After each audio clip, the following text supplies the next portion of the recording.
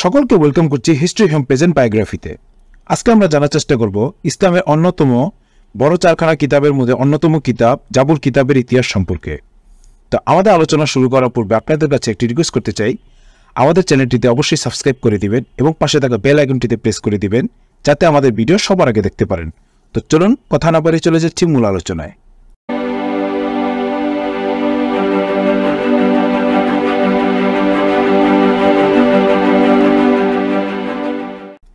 জাবুর কিতাব হলো নবী হযরত দাউদ আলাইহিস সালামের উপর নাজিলকৃত আসমানি একটি কিতাব।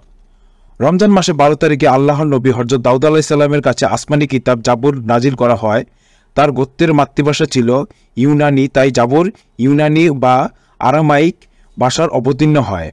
নবী রাসূলদের কাছে মাতৃভাষার ওহী নাজিল না করার হলেও এগুলো অবতরণের উদ্দেশ্য ব্যাহত হতো, কেননা এসব আসমানি কিতাব অবতরণের মূল উদ্দেশ্য ছিল মানুষের হেদায়েত প্রাপ্তি ও পুণ্য অর্জনের জন্য এর সঠিক মর্ম অনুসন্ধান করা এবং ব্যক্তিগত, পারিবারিক ও সামাজিক জীবনের ঐশী গ্রন্থের আলোক জীবন ব্যবস্থা প্রতিষ্ঠাতা করা।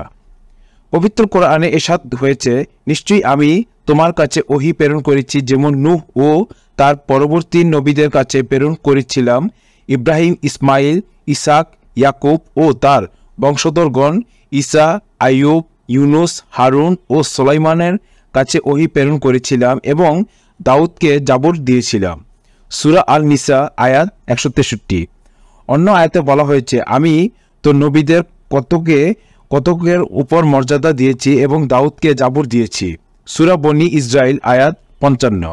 হযরত দাউদ আলাইহিস সালামের ঊর্ধ্বতন একাদশ পুরুষ হযরত ইব্রাহিম আলাইহিস সালাম এর দুজন স্ত্রী ছিলেন। বিবি হযরত হাজেরা রাদিয়াল্লাহু তাআলা আনহু গর্ভজাত সন্তান হযরত ইসমাইল আলাইহিস সালামের বংশ দ্বারায় পৃথিবীর শুভাগমন করেন বিশ্বনবী হযরত মুহাম্মদ সাল্লাল্লাহু আলাইহি সাল্লাম 570 থেকে 632 খ্রিস্টাব্দ অবধি পর্যন্ত। আর বিবি হযরত সারা আলাইহিস সালামের গর্ভে সন্তান হযরত ইসাক আলাইহিস সালামের বংশ দ্বারায় হযরত দাউদ আলাইহিস সালাম জন্মগ্রহণ করেন।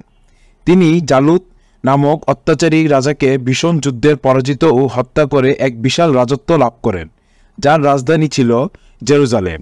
এই সম্পর্কে ইরশাদ হয়েছে, হযরত দাউদ আলাইহিস সালাম জালুতকে সংহার করল, আল্লাহ তাকে কৃতিত্ব এবং হিকমত দান করলেন এবং যা তিনি ইচ্ছা করলেন তা তাকে শিক্ষা দিলেন। সূরা আল বাকারা আয়াত 251।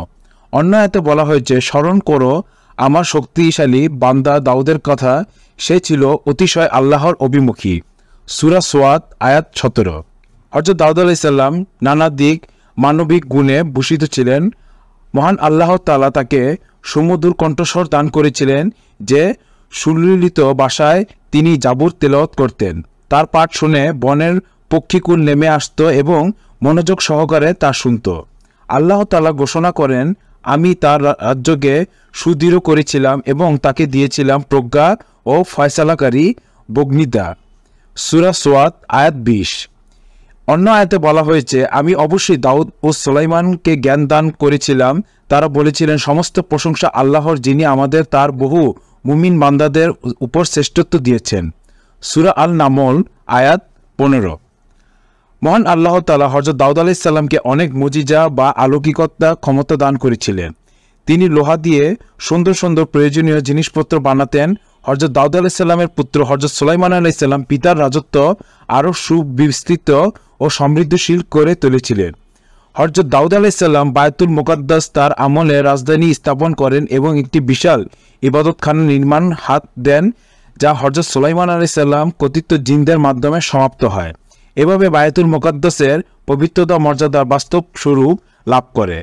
এরপর হযরত ঈসা আলাইহিস সালামের সময় থেকে তার অনুসারীরা স্বাক্ষর এবং মহানবী হযরত মুহাম্মদ সাল্লাল্লাহু আলাইহি সাল্লামের নবুয়ত প্রাপ্তির পর থেকে মুসলমানদের প্রথম কিবলা বায়তুল মুকাদ্দাস পবিত্র স্থান হিসাবে গণ্য হতে থাকে, যা সকলে আমরা মসজিদুল আকসা নামে চিনে থাকি। কোরআনে মসজিদের বায়তুল মুকাদ্দাসকে পবিত্র ভূমি বলে উল্লেখ করা হয়েছে। হে আমার সম্প্রদায়, আল্লাহ তোমাদের জন্য যে পবিত্র ভূমি নির্দিষ্ট করেছেন তাতে তোমরা প্রবেশ করো এবং পশ্চাৎ প্রসরণ করো না, তাহলে তোমরা ক্ষতিগ্রস্ত হয়ে পড়বে। সূরা আল মাইদা আয়াত 21। হযরত দাউদ আলাইহিস সালাম ছিলেন অত্যন্ত ন্যায়পরায়ণ বাদশা। তিনি ছিলেন সুশাসক, সুবিচারক। জনগণ সবসময় তার কাছ থেকে ন্যায় বিচার পেত। তার বিচার ব্যবস্থা ছিল নিখুঁত ও নিরপেক্ষ। তিনি রাজকোষ থেকে কোনো অর্থ সম্পদ গ্রহণ করতেন না। তিনি যেমন ছিলেন ন্যায়পরায়ণ ও মানব দরদী, তেমন ছিলেন কঠোর পরিশ্রমী। তিনি খুব সাধারণ জীবনযাপন করতেন এবং তার নিজের হাতে লৌহবর্ম তৈরি করে জীবিকা নির্বাহ করতেন। তিনি আল্লাহর কুদরতে লোহাকে নরম করে এই দ্বারা ইস্পাতের জেল বা বর্ম তৈরি ও তা বাজারে বিক্রি করে যা আয় করতেন তা দিয়ে তিনি সংসার চালাতেন। মহান আল্লাহ তাআলা ইরশাদ করেন, আমি নিশ্চয়ই দাউদের প্রতি অনুগ্রহ করেছিলাম এবং আদেশ করেছিলাম, হে পর্বতমালা, তোমরা দাউদের সঙ্গে আমার পবিত্রতা ঘোষণা করো, এবং বিহঙ্গল কুলকেও তার জন্য নমনীয় করে দিয়েছিলাম লৌহ, যা তুমি পূর্ণ মাপের বর্ম তৈরি করতে পারো এবং বুননে পরিমাণ রক্ষা করতে পারো। সূরা সাবা আয়াত 10-11। নবী করিম হযরত মুহাম্মদ সাল্লাল্লাহু আলাইহি সাল্লাম শ্রমের প্রতি গুরুত্ব আরোপ করে হযরত দাউদ আলাইহিস সালামের সহজের উপার্জনের বিষয়টি উল্লেখ করে মানুষকে উৎসাহিত করেছেন। নিজের হাতের কাজ ও শ্রম দ্বারা উপার্জিত খাদ্য খাওয়ার অপেক্ষা উত্তম খাদ্য কেউ খেতে পারে না। হযরত দাউদ আলাইহিস সালাম নিজের হাতের শ্রমের উপার্জিত খাবার খেতেন।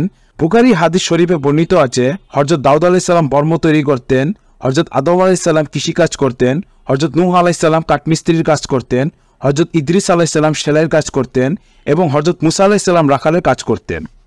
আসমানি কিতাব জাবুর প্রাপ্ত আল্লাহর নবী হযরত দাউদ আলাইহিস সালামের যুগে রোজার প্রচলন ছিল। রাসূলুল্লাহ সাল্লাল্লাহু আলাইহি সাল্লাম বলেছেন, আল্লাহর কাছে সবচেয়ে প্রিয় হযরত দাউদ আলাইহিস সালামের রোজা। তিনি একদিন রোজা রাখতেন এবং একদিন বিনা রোজায় থাকতেন। বুখারী ও মুসলিম। অর্থাৎ হযরত দাউদ আলাইহিস সালাম অর্ধেক বছর রোজা রাখতেন এবং অর্ধেক বছর বিনা রোজায় থাকতেন। তিনি একদিন অন্তর অন্তর সিয়াম পালন করতেন। তো ভিউয়ার্স, আমার ভিডিওটি কেমন লেগেছে তা অবশ্যই কমেন্ট করবেন এবং লাইক করবেন এবং আমাদের চ্যানেলটিতে অবশ্যই সাবস্ক্রাইব করে দিবেন এবং পাশে থাকা বেল আইকনটিতে প্রেস করে দিবেন যাতে আমাদের ভিডিও সবার আগে দেখতে পারেন। তো আজকের মতন বিদায় নিচ্ছি। খুদা হাফেজ।